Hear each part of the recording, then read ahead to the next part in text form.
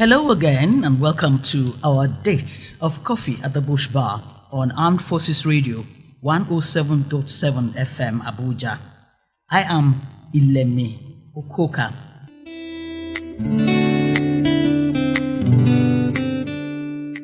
Today I have as guest someone who was born where everything dead comes back to life.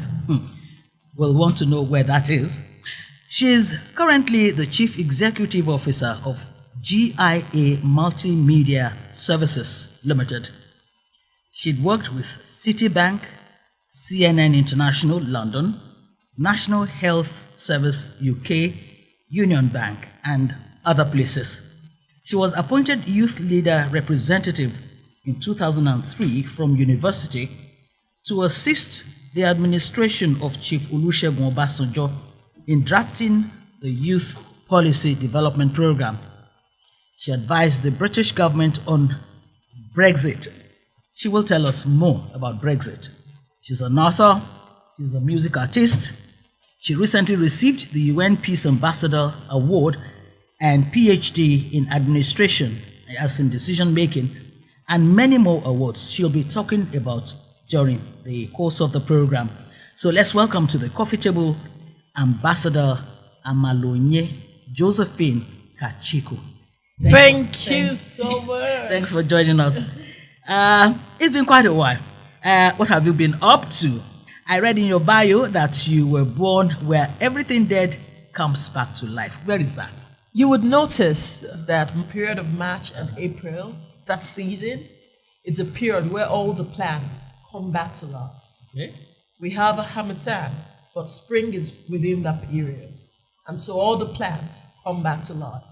They begin to flower, they're more fruitful during that period. Okay, so that is, so you were born March, April, is that what you're saying? Yes, I was born March, April. And that's the period, great people are born during the period as well. Don't tell me that great people are not born in June, because I was born in June. They're also born in June. All the months are great as well. If you're born in any month, you're great. But I'm born in a period where everything dead comes back to life. And there's evidence and there's proof of that. Okay, that's right. That's good. The places you worked, banks, media, houses, and medical industry. Tell us the relationship.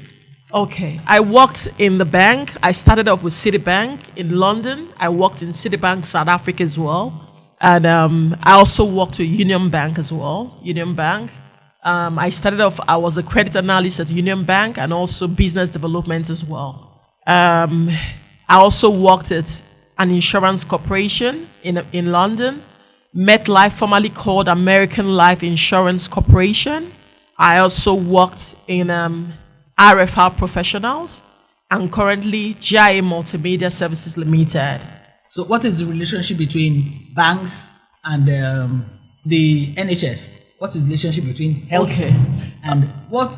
Were you doing the same things in the bank and the NHS? Yes, the NHS. I wanted to volunteer. I wanted to give back to my community. So it was part of me volunteering, and I went in there to help people that were sick. I used to go into critical wards and I used to pray for them. And I used to look for music that would help to uplift their souls. And I was back in the studio singing to those songs and announcing their names and also healing them. As a matter of fact, I even healed one woman. She had kidney failure. She told me she had no hope of survival of living, that her family, they've abandoned her here. And I told her, by the name of King Jesus Christ of Nazareth, I command your kidney failure to be healed.